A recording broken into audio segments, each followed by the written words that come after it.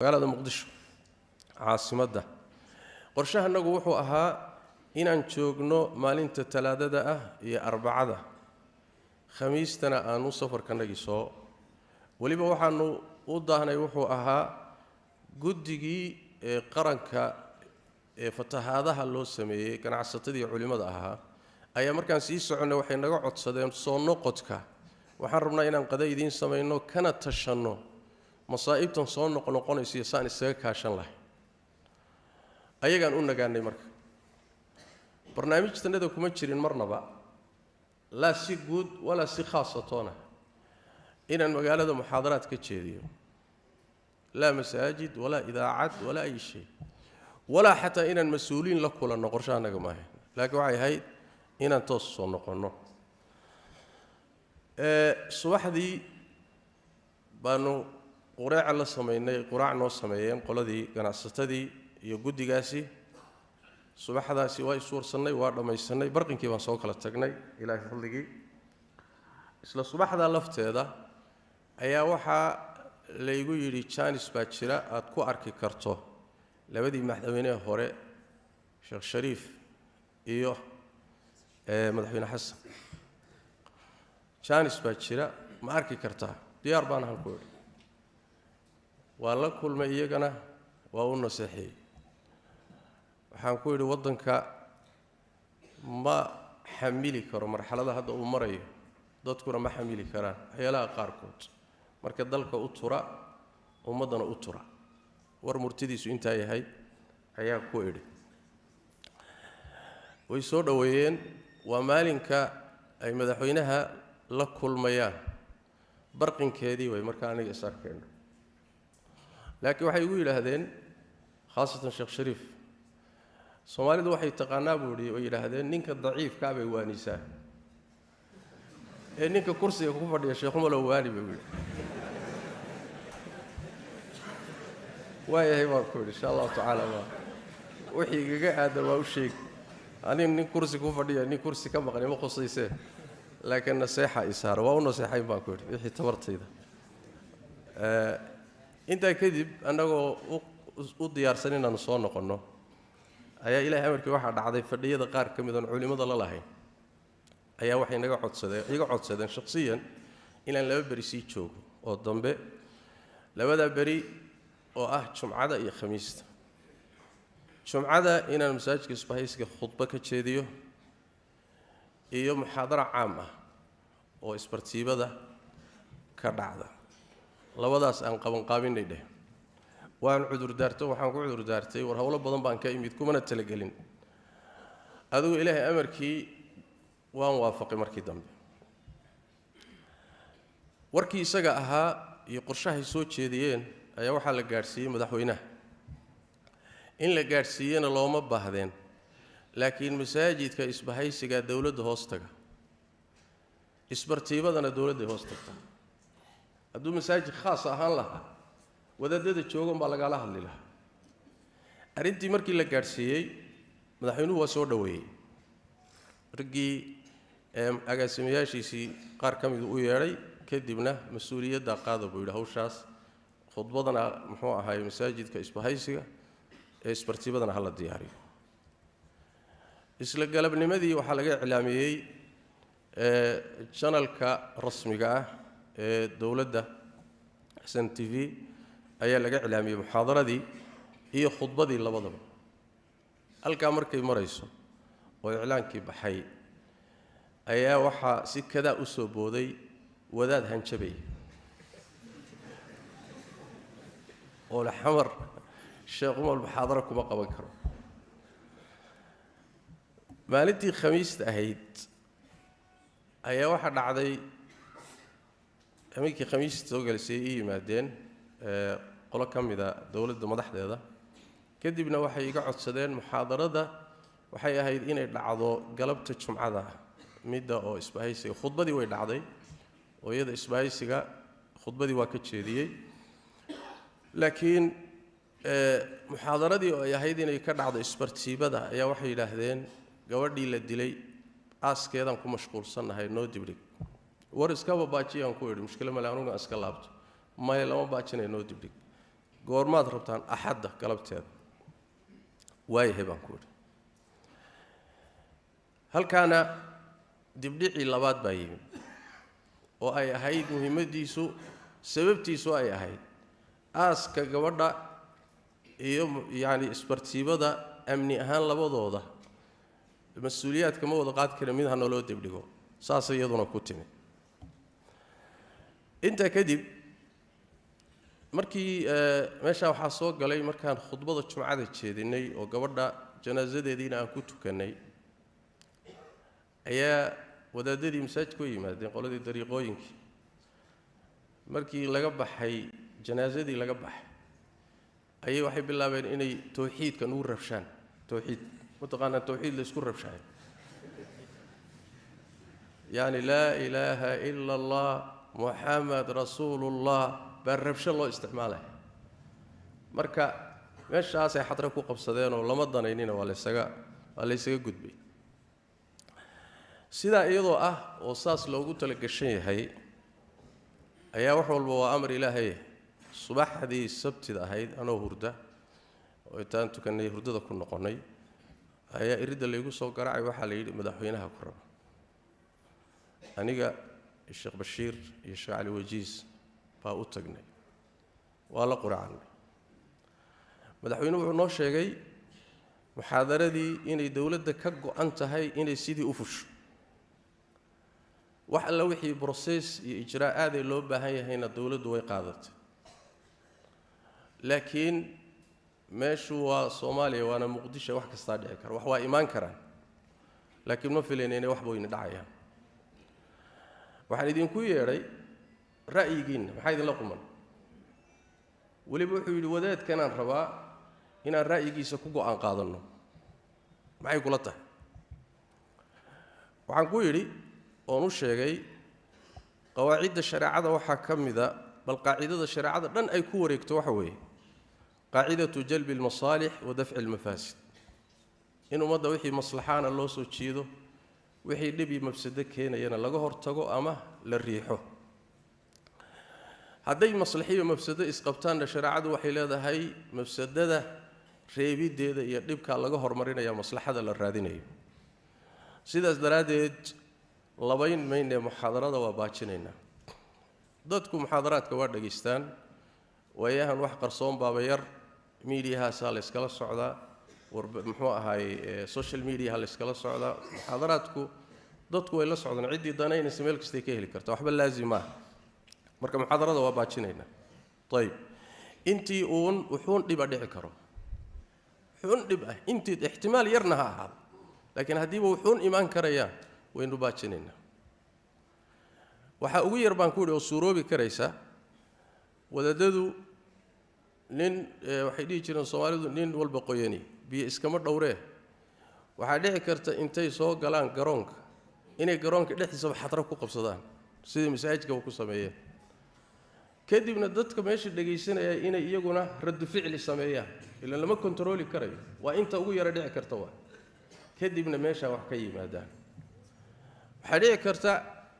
ciidamadan kor jooga ee dadka muxuu ahaay in iyo isku turtuur inuu dhaco dad wax ku noqdaan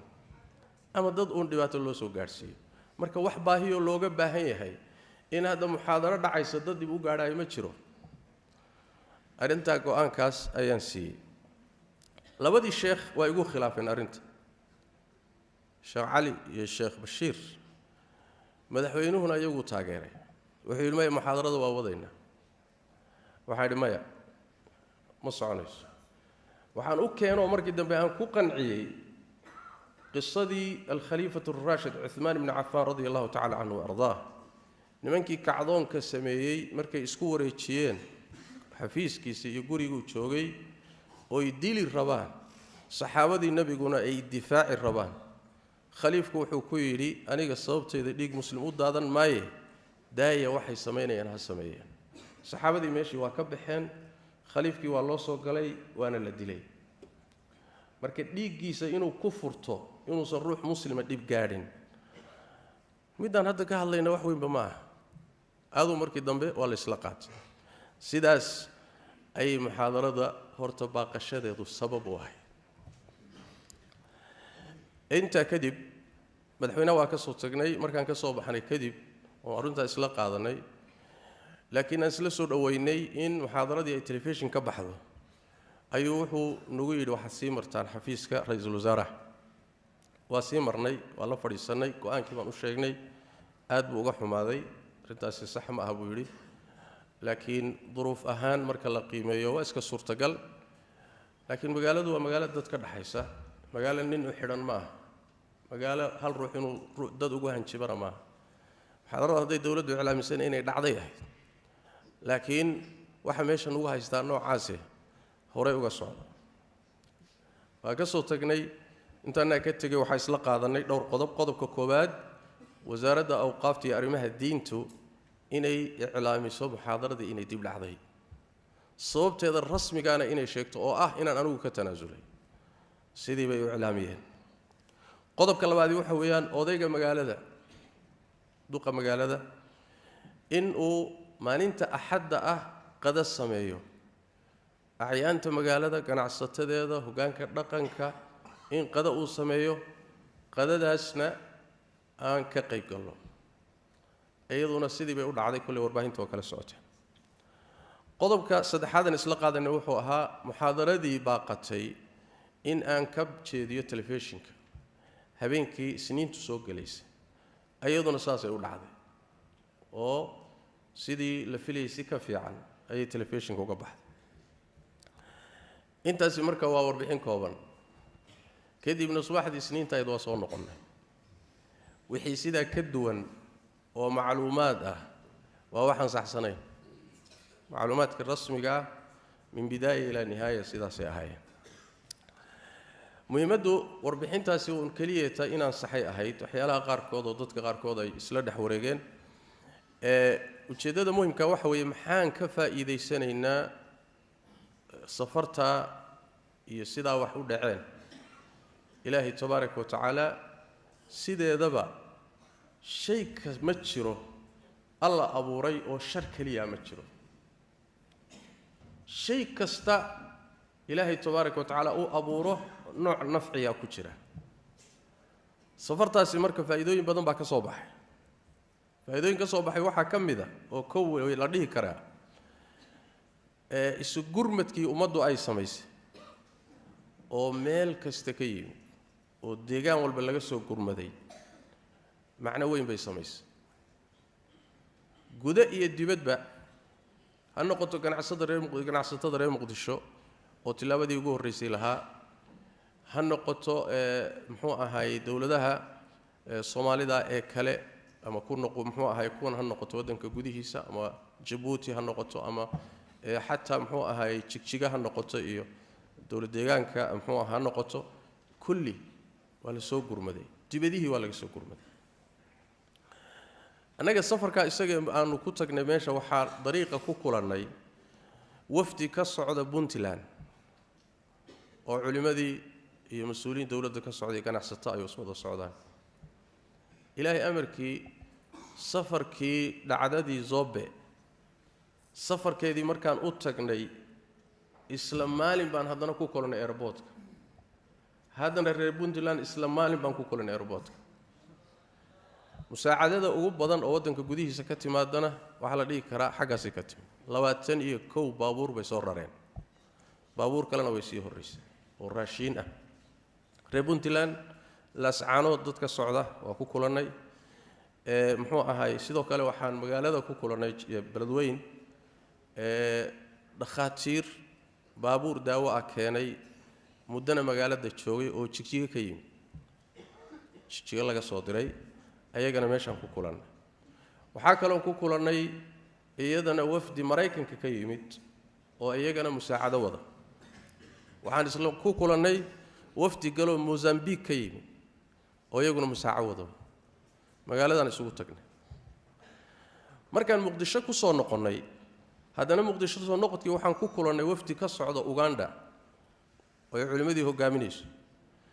iyo wafdi galoo ka socda South Africa oo iyadana culimadii hogaaminayso ayaguna beledweyne ku sii socdeen oo waana doo mareen meesha marka waxaa ka soo baxay oo muuqday oo cid walba aragtay Soomaali waxay isu tahay xaqiiqadeeda soo baxday sideedaba dadku waxay isu yihiin waxa la bartaa markay dhibaato timaado markay barwaaqo jirto saaxiibka lama garto ehelkaagana lama barto laakiin markay dhibaato ku haysaa ehelkaaga iyo saaxiibka la bartaa waxa soo baxday Soomaali inay tahay dad walaalo ah dad wadaaga dhalasho dhiig diin dal wax walba wadaaga وبالتالي isu danqada isu gurmada wax isu hura arinta waxay keentay si amali ah duruus farabadan oo laga bixin lahaa war walaalaynu nahay war muxuu ahay dad wada dhashay baynu nahay war dad isku diinaynu nahay war isku dal baynu nahay muhaadaraad farabadan oo laga bixin lahaa intaas dhaanta Soomaa muhaadaraad farabadan iyo hadal badan ficilka ka xeel dheer marar farabadan alfi'aalu ablaghu min almaqal markanoo kala waay marka jismigii kaliya ahaa ee ummadan ayaa runtii soo baxay waana arin aad iyo aad loogu farxay dadkii loo tagay iyo dhamaan ummaddu meel walba aad baa runtii arinta iyada loo bogaadiyay hadda kaliya tan ma aha tii horena sidoo kale aad iyo aad bay u soo baxday waana waxaan isleeyahay waa arimaha u baahan in la sii xoojiyo ummadda markay dhibaato qabsato musiibo qabsato in loo gurmado waxay keenaysaa inay qulubteedu isku soo dhawaato la walaaloobo yani wax way xasaasiyadku meesha ka baxaan laana wax way sida uu leeyahay Abu al-Fath al-Busti ahsin ila an-nas tasta'bid qulubahum fatalama ista'bada al-insana ihsanu yani ibn adam ka markaad ihsan u sameeyso qulubtiisaad hananaysaa wuxuu ku qabay waa baaba'aya ihsaanka insaanka loo sameeyo qulubtiisa ayuu hantaa man jada bil mali mal an-nas qatibatan ilayhi wal malu lil insani fattan wakilaha yani wax way ruuxi xoolo dadka siiyay dadko dhan baa xaqiisa uga soo wada leexanay maalkuna waa fattan ibn aadamku waa jeceliye sidaas daraadeed nabigeenu sallallahu alayhi wasallam wad garanaysaan xadiiskii fi sahih muslim qeyrkii ku yimid ninkii odayga lahaa nabigu sallallahu alayhi wasallam wuxuu ahaan jiray dadka kaan ugu necbahay diintiisuna waxay ahayd diimaha midaan ugu necbahay muusan ka zuulin inuu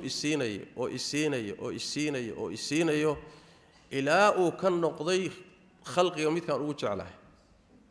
diintiisuna ay ka noqotay diimaha midaan ugu jeclahay salada marka waa dardaarano hal is ogaado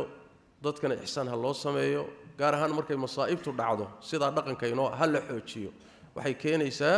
midnimadii iyo walaalnimadii iyo xoojinaysaa inaga dhaxaysa qodobka kale ee iyadana meesha ka soo baxay waxa weeye ilaahi tabaaraka wa tacaala ummadan wuxuu ugu hiiliyay wax badanna ilaahi ugu qabtay tabaaraka wa tacaala ganacsatadeeda iyo culimadeeda dadka inta badan gurmanaya ee wax qabanaya ee gudaha ka shaqeynaya ee u soo jeeda ama dibadaha wax ka keenaya inta badan boqolkiiba 90 waa ganacsatay iyo culimo waay waa dhakhaatiir aan xuduud lahayn dhakhaatiirta aan xuduud lahayn ganacsatada Soomaalidu xuduud ma laha ganacsigoodu meel kasto yaala culimaduna xuduud ma laha meel kastay marahayaan oo dadka wax u sheegayaan runtiina waxa la dhihi karaa muddadaasi uu dalka Soomaaliyeed burbursanaa ama ummadda Soomaaliyeedba dawrka ay ku leeyihiin iyo kaalinta ay ku leeyihiin waa kaalin aan la inkiri karin waa shirkadka waaweyn khaasatan si gooni ah ay runtii u amaanan yihiin dawrka ay qaateen sida Hormuud iyo Dahabshiil iyo Haas iyo shirkadaha waaweyn ee Hormuudka ka ahaa wax qabadka ummadda loo qabtay ama wixii loo geeyay in loo maareeyo oo la gaarsiiyaha noqdo ama wax bixin ha noqoto qodobka xiga wuxuu yahay oo mudan iyadan inaan tilmaano ummadda waxa soo baxday oo iska muuqata inay ummaddu ay nidaam iyo dawlad u baahan tahay waa daruuro muuqata wala wada tabaya wala wada arkaa in dawladda nidaam loo baahan yahay laakiin marka dalka tagto aad bay kuugu soo bixi baahida loo qabo ummadani inay dawladda nidaam hesho wixii jirana in la xoojiyo in laana nidaam la'aan mujtamac ma jiri karo maamul la'aan iyo imaara la'aan ma jiri karo bini aadan isu yimid oo dal ka dhaxeeyo oo hawli ka dhaxayso masaalix caam wadaagaya oo deegaan ka dhaxeeyo inuusan lahayn kala dambeyn iyo maamul iyo nidaam uusan lahayn waa waxaan suuroobi karin waa saas daraadeed shariicadeenu siday ahmiyadda u saartay waxaad ka garanaysaa xataa laba ruux oo wax ka dhaxeeyaan maamul bay u samaysay laba ruux iska dhuf saddex ruux laba ruux ninka iyo xaaskiisa oo gurigu ka dhaxeeyo iyo taladiisu lama dhihin lagamana aamusin waad simantihiinna lama dhihin maamul baa loo sameeyey sooma markii qolo walba xaqoodii iyo jidkooda la mariyey walahunna mithlu alladhi calayhinna bilmacruuf maxaa laga dambeysiyey walilrijaali calayhinna daraja iyaguna xaq bay leeyihiin dumarkii inta ay leeyihiin in leeg baa lagu leeyahay ragga hal darajo la dheer darajadaas maxay tahay waa darajada daruuriga ah oo haddii wax la wadaagayaba kala dambeyn inay timaadaan الرجال قوامون على النساء haddii labo hawli ka dhaxayso shariicadu ay kala dambaysiin u samaysay maxaad u manaysaa ummadan oo magaalo degan ummadan oo dal degan kama maaranto waa kii nabigeenu sallallahu alayhi wasallam saddex ruux oo safar ah ha samaysteen amiir ha samaysteen falyu'amiru ahadahum midkood amiir ha ka dhigteen waa muhiimad caabira haddana maca dalika nabigu wuxuu leeyahay sallallahu alayhi wasallam saddex iyo hadayba gaadhaan ba amiir ha yeeshaan waxaad u malaysaa marka ummadan waxaad dareemaysaa marka dalka tagto sax dadku waa dadaalayaan magaalooyinkii waa dhismayaan waa fidayaan ganacsigii wixii la eri karo waa la eriyayaa laakiin markaaba ishaadu waxay ku dhacaysaa wixii dawlad looga baahnaa baa maqan wixii dawlad looga baahnaa baa maqan magaalooyinku qaabkay u dhismayaan ma aha qaab sax ma aha waxaad arkaysaa guriyihii meel loo maro ma leh sooma jidadkii ma jiraan nabadgelyadii iyo amnigii iyo yani kala hagidii dadkii ma jiraan magaalooyinkii waa fidayaan saas daraadeed baahida ay ummadani u qabto inay dawlad iyo nidaam hesho markaaba ishaada ayaa ku dhacaysa arrintaasi marka waxay keenaysaa in juhdiga badigii la isugu geeyo sidii nidaam xoog badan uga hirgeli lahaa dalka uga hirgeli lahaa addoommaduna ku kala nabadgalaan masaalixdoodii iyo danahoodii caamka ahaana ay u suurto gasho waxaa kaloo ku tusaya sidoo kale arrintaa iyada ah marar fara badan masaalixdooda caamka waxaa burburinaya mid ama caqli yar ama danaysta ah ayaa waxa laga yaabaa inuu deegaan dhan uu fasaad ka abuuro inuu dadkii isku laayo inuu nabadgelyo la'aan abuuro inuu mashaakil kiciyo waa hal shakhsiyo ama caqli yar ama dan iyo maslaxo wata sababtu maxay tahay nidaamkii qaban lahaa ma jiro sooma ila nidaamka waxa loogu talagalay dadka qaar inta badan dadka way hagaagsan yihiin dadka jidkooda haystee sidaba nidaamsanee xuquuqdooda ilaashanaya laga nabadgelaya jidka haystaay kuwaasi inta badan nidaamku inta badan waxaa loogu talagalaa qolada fallaagada ee nidaam jabiska ah midka caqliga yar midka jiraa'imta wada midka xadgudubka wada wixii marka waxyaalaha qaban lahaa ayaa muxuu ahaayay ama daciifa ama meesha ka maqan waxaa kaleeto oo markaaba soo baxaya oo aad arkaysaayoo muuqanaya ajendayaal fara badan ayaa dalka ka socda ajendayaal fara badan iyo dana badan adduunkana saa hadda iska ah ruux mar hadduu kufo ama waddanku kufo ama burburo adduunku maanta waxaa heshiis lagu yahay ha laga shaqaysto ha loo daneeyo ma ah ha laga danaysto sidaas dayaalay inta ajenda socda meeshaas iyo inta hay-ado iyo inta dawlado iyo balaayo iyo waxa qarsoon iyo waxa ka jira wax xisaabin karta ma aha meelaha qaar kood oo dalka kamid waa lama galay waxa ka jiraan lama oga maxaa ka socda marka 100 ajenda isjiiraya 100 dana socda 100 muxuu ahaay faragelin baa socota waxa soo dhanna sida qaalibka waxay u socdaan waxa weeye inaysan ummadan burburtay ayna mar laba soo kicin ajendayaasha qaar kamid waxa fulinaya kuwo dalka u dhashay oo la isticmaalaya oo ku daaban ummado kale ku daaban ayaa ajendayaasha fulinaya ama dhuuni qaatayaal ah ama fahamkiiyo fiqigu halka ka galay ama ay ka tustay inuu halkaasi wax ku heli karo ama kursi ku gaari karo marka way soo baxaysaa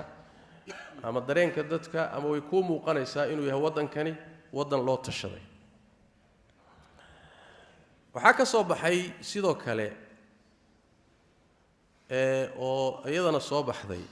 khaasatan qadiyadii muhaadarada waxa ku soo baxday in ay dacwadan sunnada ah ummadan ilaahay ku badbaadiyay tabaaraka wa tacaala ilaahay sababta uga dhigay qaar fara badan diinteedu u hagaajisay dumarkii xijaabtay masaalix fara badan ummadan u keentay dacwada iyada ah cadawgeedu inuu badan yahayna oo marmarka qaar kood xataa laba cadow ay isu kaashanayaan ayadana way soo baxday مثلا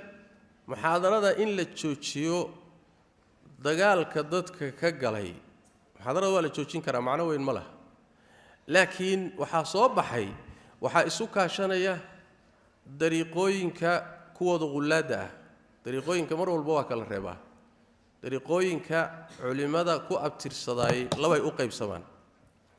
علماء كتبت آخرين ترتو فقه آخرين ترتو أو إن بدنوا كم ذا محوها هاي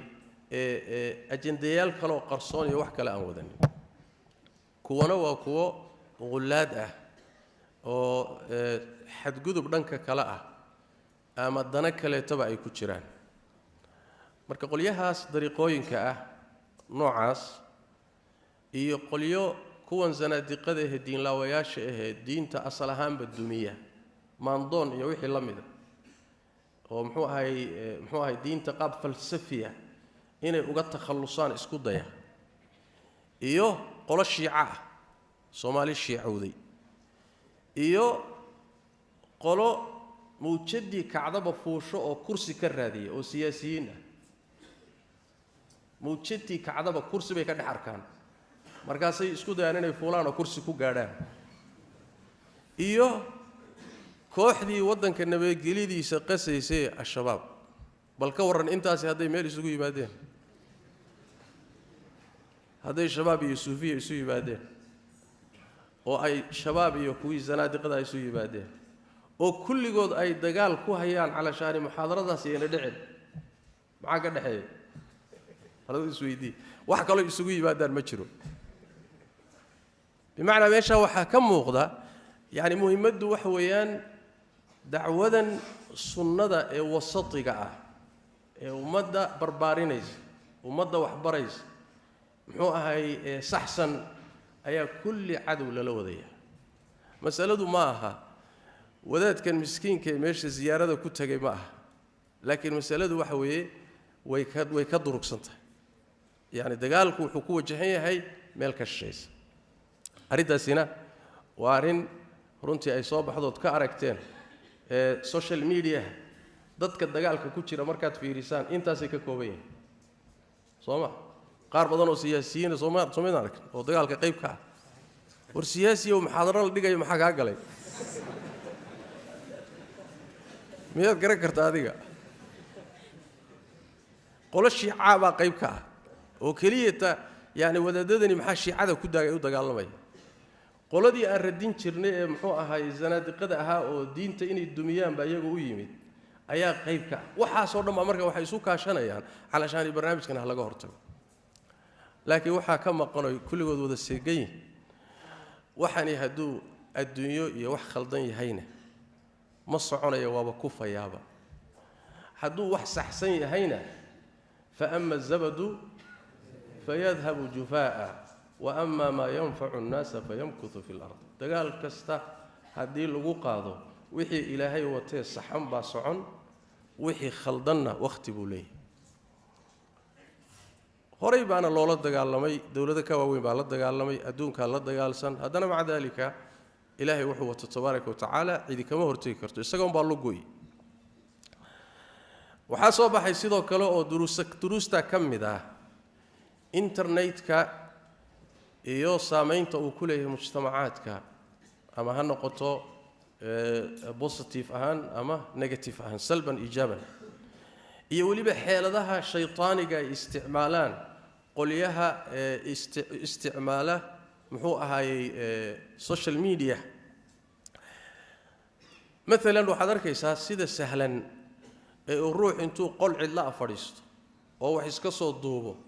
oo markaaba uu baraha bulshada ugu soo dhex tuuri karayo si fudud sida fudud ee xataa sawirada fabraka iyo loogu sameyn karayo in la qaso ama la isu geegeeyo ama wax laga bedelo waxa taa kaalmeeyay wacyiga bulshada Soomaalida ah oo in badan oo kamid hooseeyo oo wixii meesha lagu soo duuro moodaya inuu run yahay wixii media laga arkay Facebook laga arkay sheekh muxuu ahaay WhatsApp ka lagu soo tuuray wariyaa ku soo tuuray midaal baan idin siinay wiil yar waxa ka soo baxay social media leh sheekh umal baan isku qarxinahayaa markaan isqarxiyo nabi maxamed baan u tagayaa ii soo duceeyo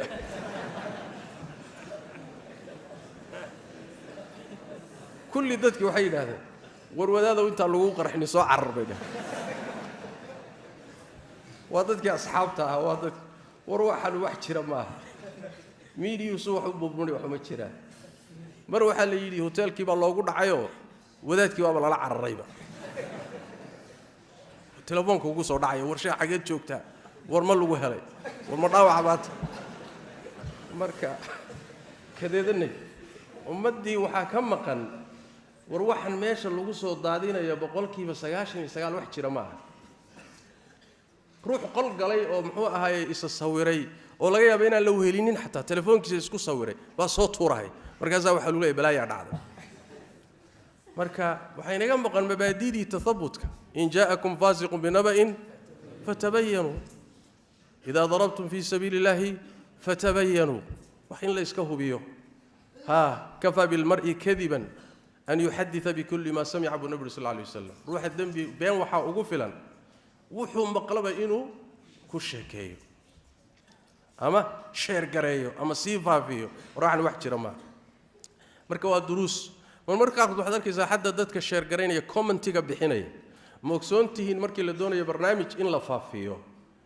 hal ruuxa baa wuxuu soo xidhanayaa 100 shaati 100 magac buu wuxuu ku soo galayaa social media soo saam ula socotaan waa ruux ogow markaasuu comment gareynaya magac buu comment gareynaya hadana ku kala waa wareey war barnaamijkii ummadii baa ka hortimid baa la leeyahay war maxaa ka hor yimid hal ruux oo kolba shaati noo xidhay waa sida oday jirjirooli marka waxa jira iyo say wax u jiraan hadayna wacyigeeda yeelanin waxa dhacaysa marmarka qaar kood in god la inagu tuuro saas daraadeed social media iyo waxa ka socday iyo dhageysi rumaysigiisa aad uga taxadara tan ma kaliya ma laakiin mabda ahaanba waxay u baahan tahay inaan duruus ka yeelan waxa kamida fawdada masaa'isha sharciga cadama marjiciya umadani wax ay khasaarto diinteeda ugu khatarsan waxaad arkaysaa marar fara badan qadaayaadka social media lagaga hadlayay waa masaa'il diini ah dadka ka hadlayana dad ehelo ama dad yaqaan ma dad xataa wax u bilaaban yihiin ma hadii aan muxuu ahay ayna diintu marjiciye lahayn oo inta taqaana aan loo daynin fasaad bayn baa idana ka dhacay Allah tabaaraka wa ta'ala quraan kariimka waa keenoo u sheegay arrimaha in loo celiyo dadka ulul amriga wa idha jaa'ahum amrun min al-amn aw al-khawf adha'u bihi ولو ردوه إلى الرسول وإلى أولي الأمر منهم لعلمه الذين يستنبطونه منهم ولولا فضل الله عليكم ورحمته لاتبعتم الشيطان إلا قليلا هدادا مسائش ماشي إذا أعلن وذن أهل كذا أعلن شيطان بات راعي ساس القرآن كله لاتبعتم الشيطان إلا قليلا شيطان بات مركا كدوف صني مركا مسألة دين يقشو هذه هلو تحذروا وحق الله صباحي وقضب مهمة إن أي أمضوا ولي أباهنتهي إن عقيدة إذا عقل كذا بالله حريه وحنمود إني أمض أنت هذا بدن إني توحيد كجاري ما أنت عد مال أنت الله وحد الله إله هذا هاي صدقات شنين أنا جاي حرناو ومسكح ذا لقى قفلاي أدون كان الصوّد فرماي بإني سنشرين بنمودي لكن واحد صوب حذي ولي إني تشيران ضد وقفالا أو أبغاني لقى حرية مسكحها محيا لي ولي خزع بلاد يا خرافات يا وحن شيرين بأمده ولي قار لقوا ما ويرين يا الدين لوجا دقيقة مبادئ أساس كدين تبى كود نسني أصل كدين تاني وحوي إلهي كلي نعبد صوما أو لا إله إلا الله معك شقيسان لا إله إلا الله معناه سو إله كلي هل عبده ما لا إله إلا الله ألا كلي هل عبده به هذا أمدي قار كقصن تاكور مبدئ دين تبى أساس كوها بالله جي سبعك بالله بنيس هم لينا يا وحيابه هو ركيمو لكن ما المهن واحد عادان لو مثال إني كسوق هذا إسلام وادركتين إسلامي مظاهرات هي لقى سوق هذا صوماليا oo ku haysta anagu ilaahay baan caabudnaa oo nabi maxamed baan caabudnaa oo abaayaan caabudnaa abaay ma taqaanaan abaay faadumoy waa tii markay raggu ay xagga awliyada aadaan dumarkuna xaggeeda aadi jireen oo iyaday muxuu ahay ku tawassul jireen marka waa amaama almala rasuulkan caabudnaa وأبايان عابدنا عبادة وحي تهي وحلقة يابا إني سنفهم سنين وحنسليه وصورة قلة إن لي يصير هذا والروح أسد والروح إسكعامة يعني وما لها وان عابدنا هذا وان شعلها يروك وضع دعكرت لكن تفسير كاسي وحسو كسو عنين مركز علماء وحبرتي الشيخ يعضو أعضو نهبط وحوا وحدتك اللغو أبابية واحد إن إذا طهينا مثال بنسينا هالمثال وإذا كان السوشيال ميديا هذا كتير وذات كان اللي يراهدوا معلم محمود يقول لها أهل السنة الشيخ هو أهل السنة والجماعة اللي يراه قول هذا ده وحد كه لسان محوها هاي السوشيال ميديا كتير طيب حرتي سيبوا قصونا يا قصوا شيء قصة اللي يبلغ عليه waxaa jira buu yiri waxaa jiray sheekh la yiraahdo Salman magaciisa la yiraahdo wuxuu ahaa wali samada fuula oo duulu ahaan jira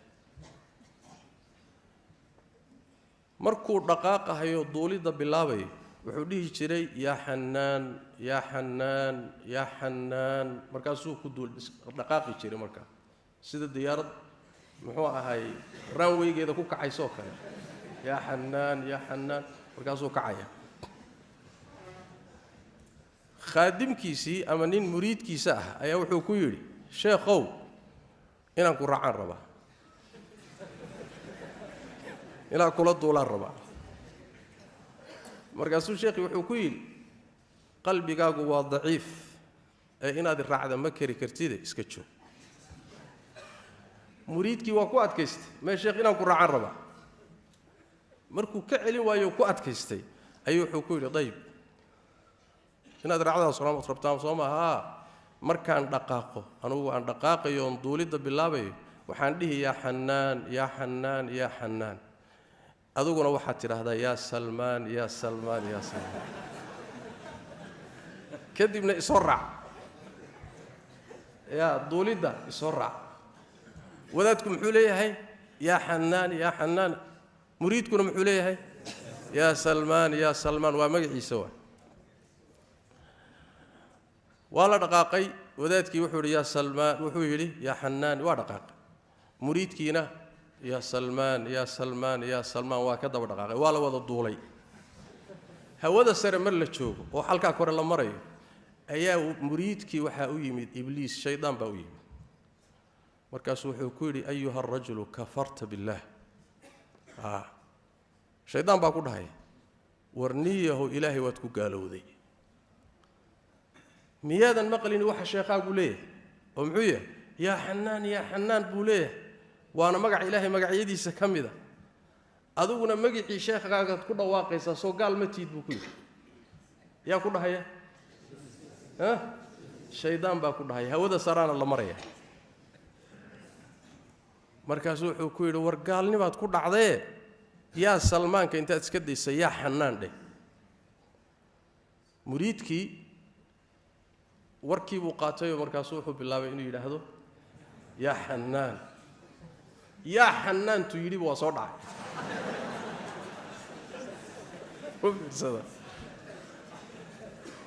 يا حنان هدو يريبا وصودا شيخي با قبتي وادجيي دولكو geey halka markuu sheekhu qisada marinayo ardadii isagiiba waa isla qosleen waa la isla marqaab safartii iyo duulitaankii sheekhi ka soo noqoy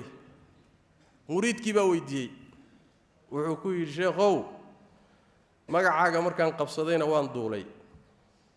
magaca ilaahay markaan qabsadana waan soo dhaco waan duuli kari waay sababtu maxay tahay wuxuu ku yiri magaca ilaahay waxa ku duula ninkii ilaahay yaqaan aarif billah waa darajo dariiqooyinku gaadhaan wadaadadu ninkii aarif billahi ba magaca ilaahay ku duuli kara aduguna aarif billahi ma tihido maadan gaadhin hadaadan ilaahay garanayninna anaad i garanaysay maadaama anigoo caarifa aad garanaysay baad magacayga ku duuli kartay ilaahay magaciisa kuma duuli kartid markaad magacii ilaahay intaad qabsatay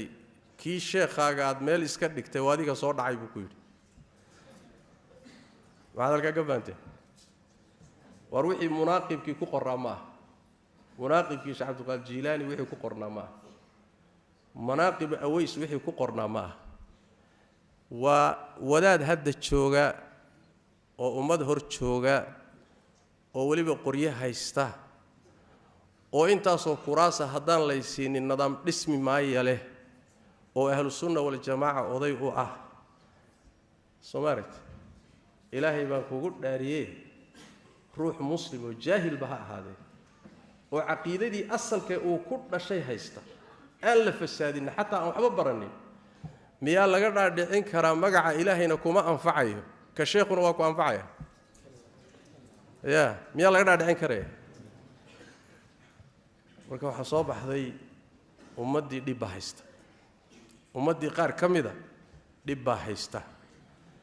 وأنا أرين أباهن إن وحوين لقى قبض وهل قصة لكن قصة يكوي بدي سوشيال ميديا أنا واد كدر كي كرتان واحد دحيا له نوعا سوميدان annagiyo marka qoliyahan dariiqooyinka maxaan isku haynaa waay war dariiqooyinka kuraas isku ma hayno kuraasti rag kala ku fadhiya oo aan dariiqana ahayn annagana ahayn baa kuraasta ku fadhiya kuraas isku ma hayno xoolana isku ma hayno annagana xoola kama qaadano dadka iyagana malaha siyaaradii inay ka go'day baan maleynaa xoola isku ma hayno adduunyo kalena la isku ma hayo laakiin maxaa la isku hayaa waxa la isku hayaa war adoomadan ilaahigii abuurtay ku xidha khalqigana ka gooya iyo meehe adoomadan ilaahay toos uma aadi karaan annaga han ugu xidhmaan salaas waan inta waay sooma waa midii ahlul kitaabka alla ku yiri nabiga ku dheh ya ahlul kitaabi ta'alu ila kalimatin sawa'in baynana wa baynakum alla na'budu illa allah wala nushrika bihi shay'a ولا يتخذ بعضنا بعضا أربابا من دون الله والوداد با دولي إيه وداد با دولك يعرك كلاهية إيه وداد با إذن إرساقي إيه وداد با واحد سين إيه وداد با جنة إذن قاضي إيه وداد أنت دتك كديسان إلهي كحرة إيه ما هي دتك إلهي ما كم مقلوب وحلا يابله وقال الله يا بقى qisada ibliis iyo shaydaan baa wuxuu leeyahay ninkan muriidka ah warwaad gaalowday ilaahay magaciisa qabso sheekhiina muxuu leeyahay war magaca ilaahay ka tago kayga qabso xataa ma ibliis baa tawxiid dhaama ya ibliis baa wuxuu ku leeyahay warwaad gaalowday magaca ilaahay qabso sheekha magaciisa ka tag sheekhiina wuxuu leeyahay war kayga muxuu ahaay ka ilaahay ka tago kayga qabso حتى قصة قابك وشيء إبليس إنه عقيدة دامو وحسيد أوها اللي قصص كنوع عصو كلتا يعني حتى مدريمي ساس درادد أمدن وحوبة أنت هاي إن لحوريو عقلي جيدا إن لحوريو عقيدة جيدا إن لحوريو إن لقى حوريو خرافات كنوع عصو كلا وحنا الولد قال سين هنا وإنت وحنا الولد قال سين إنت هو أمدن إن لقى دايو إلهي جي أبو تلوج حراه إلهي كلجي بريء إلهي تلصارته إلهي وحكرت سدا وذات كني ومخلوق أن وحبه يسنين وحبنا مهلي كرو وان طولي وحشر معها سمدان ضدك قبتي وحشر معها وحاسي خرافات كاسي متشراني والخلق يو إلهي عابده دينتي نبي محمد تصل الله تمد أديانتي السماوي قاعد كل مبدأ سليم هذا قضب كان يسكوها إنه قضب كاسي ما أها النفع الدنيا يوحك الله يسكو معي waxaan dhihi lahaa marka isla munaasabadaasi qolyaha dariiqooyinka iyo dadka mabaadi'da iyo afkaarta lagu kala duwan yahayba dalka iyo deegaanku dadka waa ka dhaxeeyaan hadday suurtagal tahay inaynu wada fadhiisano inuu wada niqaashno oo inuu si degan u wada hadalno masaa'ishan isula baadhno fa marhaban bikum soo dhawaada hadda ka hor baan Nairobi munaadaro ku galay مناظرين النتيجة دي ولا أوجه هذا نوح علينا وحبها قيلينا هبوقنا مظاهراتنا ضمر كعيالك وحبها كعنينا وحتى ميسان علماء اللي هي مسائش أدمرن كقبتان مضاد كقبتان لين يسكون ريحني آية إن الله وضع فريسة أن يسلبوكسين ديار بانونا هذا يسوروبي ويدو وأرنتاس إذن كسوروبي ويدو مركا كذب ننقدية وحن رميسنا هي كهلا ضد كم حق كبر روتشية لكن أفلاجات دي عادية بين أبورة كيسكداية دين من نقطة صما أفعي تمنين كيسوكو يلا دين من نقطة بين أبورة إيو وحن شيرين ولا شيء عروري يضمر لك دين من نقطة على أقل التقدير أسلوب العلمي أسلوب العلمي أودكن واحد كوهاي ستاني واحد نوهاي ستاني واحد قبطان بأوشيها لكن si khaldan in ummadda wax loogu sheegay khalad waay waxaan rabaa inaan dul istaago qadiyada ku saabsan nabiga sallallahu alayhi wasallam iyo meel kaga dhicis oo soo noqnoqotay oo ay noqotay qadiyad ay iyadana dadka ku kiciyaan mar walbana soo laabata qadiyada iyada waxaan doonayaa inaan si gaaban ugu dhaado horeyna muxaadaro dheer baan uga galay oo aan doonayaa cidii doonaysa tafaasiisheeda inay hesho cilmiga ah inay u laabato waxaan si caawa ka dhahayaa kow horta waa la isku waafaqsan yahay qur'aan iyo sunno iyo ijmaaca ummaddu waxa waaye nabi maxamed salawaatu rabbi wa salaamu alayhi bi abi huwa wa ummi cidii caida ama aflagaadaysa ama meel kaga dhacday inuu kaafir billaahi yahay dilkiisuna banaan yahay bal inuu waajib yahay حتى علماء إن بدن وحي قبان عد عفين كرتين يسنجري حدودك لا حتى توبت بيكون عذاب يده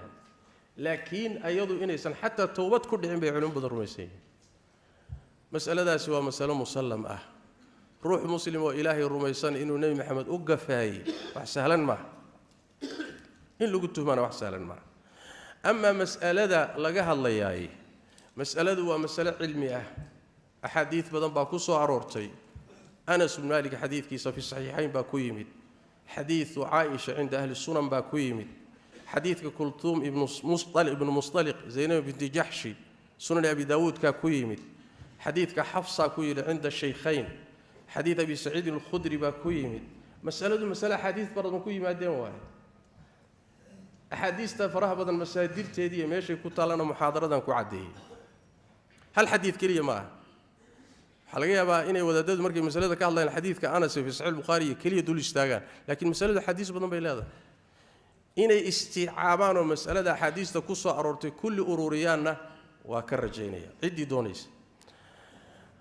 xadiista mas'alada ku soo aroortay culimada sharaxday oo sidaan anugu martay iyadana waan jeclaan lahaa in kutubtooda lagu laabto waxa kamida al-Imam an-Nawawi waxa kamida al-Hafidh ibn Hajar al-Asqalani waxa kamida al-Imam al-Ayni oo Fath al-Bari sharxay waxa kamida Shihabuddin al-Qastalani oo sharxay isagoo Bukhari sharxay waxa kamida Ibn al-Hajar al-Haytami faqih Shafi'i ee lahaa tuhfaha laha sooma xaashiyadii minhaajka saarnayd ee Soomaalida culimada inta badan baa u noqoto Ibn Hajar al-Haytami sharh shamaa'ilkiisa buu isaga laftiisa kaga hadlay waxaan dhihi lahaa marka waa qalad intaas oo culimaana inaad gaalaysiin weydaan wadaadkan miskiinka ana gaalnimo aad la daba socotaan sala cilmiyana ma aha adar masalada hadii lagu gaaloobayo diinta lagaga baxayo nabi maxamed loo gafay imaam an-Nawawi ka soo bilaaba oo ibn Hajar ku soo xijiya oo Qasdalani ku xijiya oo Manawi ku xijiya oo ibn Hajar al-Haytami ku xijiya oo waxa tiraadaan diinta waa ka baxeen umalna waa raacida wax la aqbali karo waa inaydaan arkin oo aydaan daalacanin kutubtooda iyo masalada waxay ka yiraahdeen xadiista qaabkay u sharxeenna waa ceeb oo waxay ku tusaysaa iطلاacini iyo daalacashadiinu inay gaaban tahay haddaad aragteen oo ummadda ka qariseenna ayadana waa ceeb labaad waa masaladuna waxa weeye markay tahay nin maagid markay tahay cilmi aan loo jeedin meesheeda waa taa waxaan dhihi lahaa in badan oo iyaga ka midana oo waliba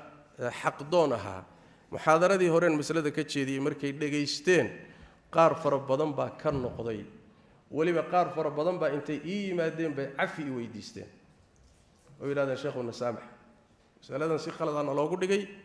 baxthigii muxaadarada marka aragnay waxaan ogaanay masaladan inay tahay mas'ale ay culimadu ka hadleen isla baxthiga laftiisa waxaan ku cadeeyay ahadiistaasi siday ku tusoo saxaabadu u sheegeen aymaduna u fasirtay inaysan marnaba ka dhalanaynin nabiga meel kaga dhacinaysan ku ahayn laakiin fahamkeena uu yahay sanana u fahansanahay iyo dhaqankeeni markaan ku miisaano markaas ay isu bedeli kartaa inay tahay meel kaga dhactahay laakiin dhaqankoodii iyo waagii iyo xilligii iyo meeshoodii ceeb ma ahayn dhaqan Soomaali baad la aadaysaan laakiin waxaan dhihi lahaa dadka caamada ah oo iyagu aan wax baari karin masaa'ishan ka baarandegi karin shalay tadan qoyanay sadaraad wiil dhalinyaro ah baa Ethiopia wuxuu iga soo diray WhatsApp ka fariin iga soo faray wuxuu yiri Sheekh Umalow orto murtad baad dhiigaaguna waa banaaya ko ilaahayna janno ku gelin maayo xaraam bay jannadu ka tahay war maxaa dhacay nabigaad meel kaga dhacay war bal ii soo sheeg xageen kaga dhacay soo saas iyo saas maadadi si fudud maana ka doodin inaan gaalahay kalama doodin inaana jannada galayninna kalama doodin iyo inaan galayo toona laakiin si fudud baan masaladii waxaan ugu diray axaadiista ku soo aroortay waxaan u diray aqwaasha ahlul cilmiga waxaan ku wadi meesha ka raadi wiilkii waa soo degay waxay hadda ii maraysaa inuu soo gaadhay oo yiraahdo sheekhow sidaasaan ahay noocaasaan ahay khayr Allah ku siiyo bal muxuu ahay waan fiirinaya aqwaasha ahlul cilmiga laakiin wax badan baa ii kordhay waxa ii dambeeyay marka dambe inaan dhahdo khaladkii ka laabo sheekhu mal janna ma geyn kartide laakiin fi nihaaya markuu qanco inaan dhahdo masalada waad khaldantay marka masaladani waa mas'ala noocaas ah dadka caamada iyo dalabatul cilmiga waxaan dhihi lahaa masaa'isha noocan oo kala kutubta ku qoran ahadiistu ku soo aroortay cilmiga ah hadaad baari kartaan walaalayaal baara ka baaraandaga hadaydan baari kareenina ka gaabsada ugu yaraan ama inaad caytanto aflagaadooto wax xukunto mas'aladana aadan aqoon u lahayn wadaad gaabiyay aad ka dhageysatay khalis baad gali kartaa ninka aad caayeysana ee gaalaysiinaysana asaga danba ugu jirta masalada ogaada wadaadka la caayahay la aflaagadeynaya lagu xad gudbahay naarta la gelinayo asaga danba ugu jirta ajir buu guranayaa dadkoo dhan hadday caayaan adduunkoo dhan wada caayo asagu alxamdulilah buu leeyahay ya dadku inay caaytamaan alxamdulilah ku dhimay laakiin ajir buu guranayaa adiga unbaa khasaaraya saas daraadeed caydii aflagaadada hal iska daayo masaladu masala cilmi way cidii baadhi rabta ahlan wa sahlan diyaar waxaan u ahay diyaar waxaan caawas halka ma joogno diyaar waxaan u ahay meel kasta ninkii culimaa oo igala niqaashayo masalada iyada goobtu joogo iyo xilliga soo sheego dariiqooyinka iyo wadaadada la midka masaladan dooda ka qabay hal sanad haysataan hal sano soo baadha kadibna baxfigeeda meesha doontaan inagu ballamiya diyaar baan u ahay ama fawda la kiciyay iyo buuq la kiciyay inaan masaa'il cilmiga uga tanaasulno dadkoo dhan haddaad soo kicisaan oo ummadoo dhan aad wada kicisaan oo ra'yigooda bedeshaan mas'ala aan diin ahaan ugu qanacsanay ka tanaasuli maayo waa ku dhaganaanaya ilaa aan wax iga qanciyo diiniyan aan arko taana intaas ayaan kaga baxayaa inay soo noqnoqotaan runtii ma aha laakiin waxaa laga dhigtay wax lagu dangaadho oo muxuu ahay awrka lagu kacsadaa laga dhigay haddaan ka bixi rabo oon gabagabayn rabno insha allahu tacaala barnaamijkii wakhtiga inaga dhammaaday waxaa soo baxay sidoo kale ummadda soomaaliyeed iyo deegaankeeda iyo dalkeedaasi baraarug baa jira runtii waa dal soo kacaya soona kabanaya laakiin waxa ugu badan ee haystaay waa laba mushkilo ama saddex mushkilo dheh ammaan darrada oo salka ku haysta ururkan al-shabaab qodobka labaad dabaqad siyaasiyiin ah oo nafciyiin ah dabaqad siyaasiyiin ah oo faasidiin ah oo nafciyiin ah dalka waxay u burburinayaan oo ay u baabi'inayaan keliyata inay iyagu nafci helaan inay kursi helaan inay xoole helaan caqabaadka ugu adag ee dalka haystana waa siyaasiyiinta faasidiinta buu ka mid yahay aniga wuxuu ahay siyaasi waxba aniga igalama jiro siyaasi aniga ma shaxaado xoolana kama raadsado haddaan u tagoon is aragnana naseexadii shareecadu ii fartay baa naga dhaxaysa walaa mid halkan jooga walaa mid Soomaaliya jooga walaa mid meel kale jooga hadduu jiro wadaad shaxaado aniga shaxaad uguma tago shilina kama qaato laakiin runta loo sheegay qodob waxa weeye siyaasiga faasidka ah ee dalka darabudlaha ku haysta waa qodob labaad waay qodobka saddexaad ee wadanka ku fadhiya waxa weeyaan wacyi darrada bulshada waay wacyigii bulshada hooseeya oo ninkii danaystaha ahaa uu isticmaalayo mar uu qabyaalad ku kicinayo mar uu yani wax kale ku abaabulayo iyagii uu danahooda ku burburinayo sidii horeba u dhacday dalkan in lagu burburiyo magac qabaa'il baa haddana waxaa lagu burburinayaa rag masaalix leh oo haddana danahooda wata laakiin shaatiyo kale u gashanaya bulshadiina wacyigeeda ayaa hooseeya oo muxuu ahaayey in badan oo ka mid ah inay wax fahmaan baayaan waxaan ku gabagabaynayaa fawaa'idda inooga soo baxday waxaa ka mid ah aayaddii qur-aanka waxay ahayd laa taxsabuuhu sharan lakum bal huwa khayrun lakum xaggay ku soo arortay aayaddaasi fii qisati alifki nabigeenna sal alla alayh wasalam gurigiisii iyo xaasaskiisa markii lagu been abuurtay khaasatan xaaskiisa caaisha dhowr iyo 10 aayadood baa soo degtay lagu bariyeelayo allah tabaaraka wa tacaala aayaadkaasi bilowgooda wuxuu yidhi laa taxsabuuhu sharan lakum bal huwa khayrun lakum shar ha u malaynina khayr bay idiin tahay ma gurigii nebiga lagu been abuurtay oo bil kaamil ah qas iyo rafaad ku jira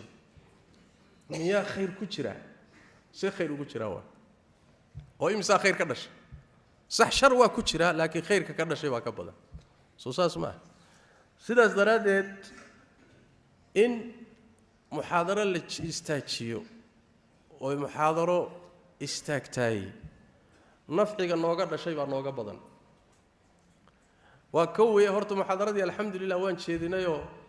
jumhuur intii ka badan baa dhageysatay oo telefishinka ka baxday sooma isbaktiiradu ma aha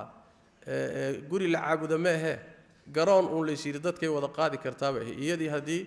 qas galayna alxamdulillah meel ka ballaaran bay ka baxday waa qodob qodobka labaad waxa weeye ilaahay fadligii waxaa inay muuqatay in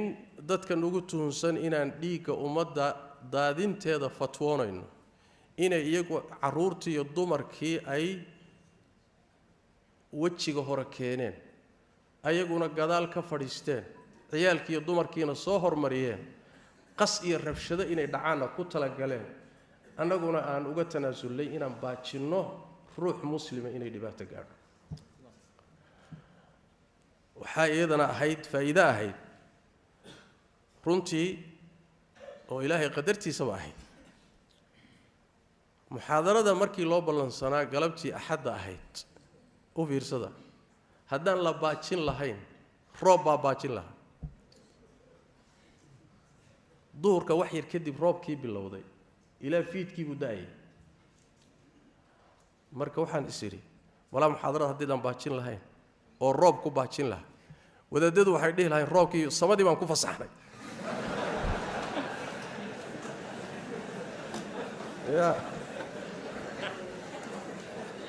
samadii baan ku soo fasaxno annagaa kala tuuray bay dhihi lahayn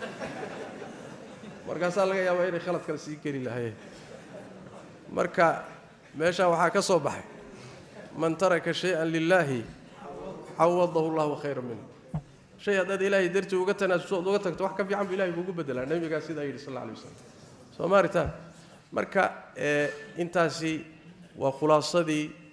safartii iyo mulaaxadaadkeedii iyo maxaa ka dhashay muhiimaddii aan u tagnayna ilaahay fadligii waa noo xasishay